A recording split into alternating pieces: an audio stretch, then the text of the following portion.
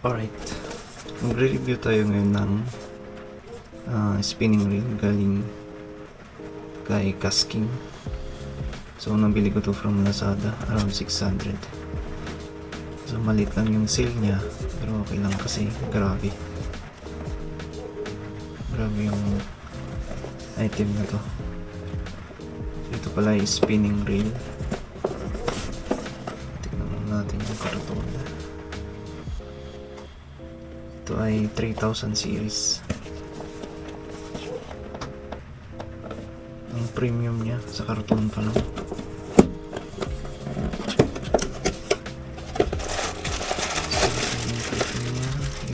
Tapos mga sticker, manual instructions.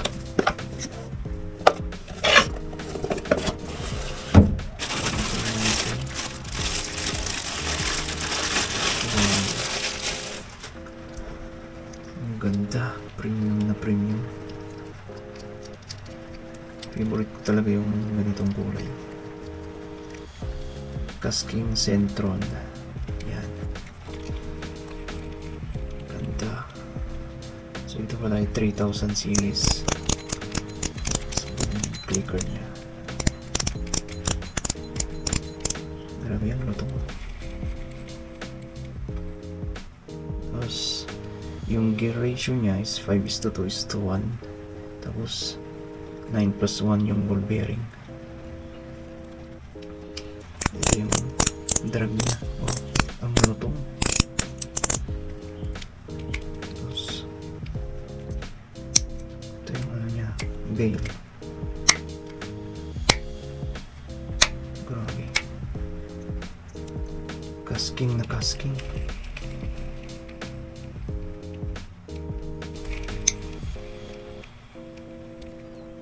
So hindi ko alam kung ano to, alloy yata. Tapos metal. Non-rust. Bala ko itong lagyan ng 0.30, kaya may capacity siyang 180 meters braided line. Yan yung gear niya, 5:2:1.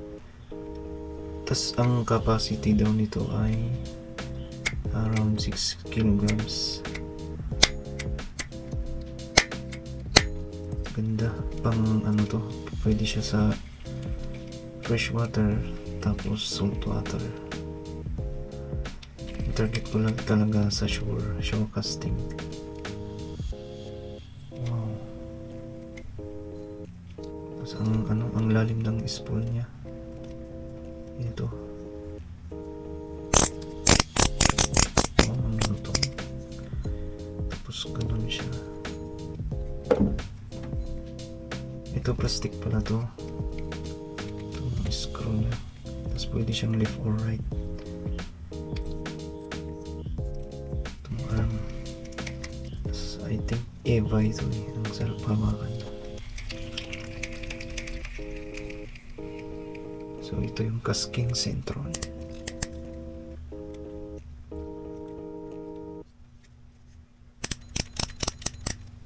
Ganda. So there you go.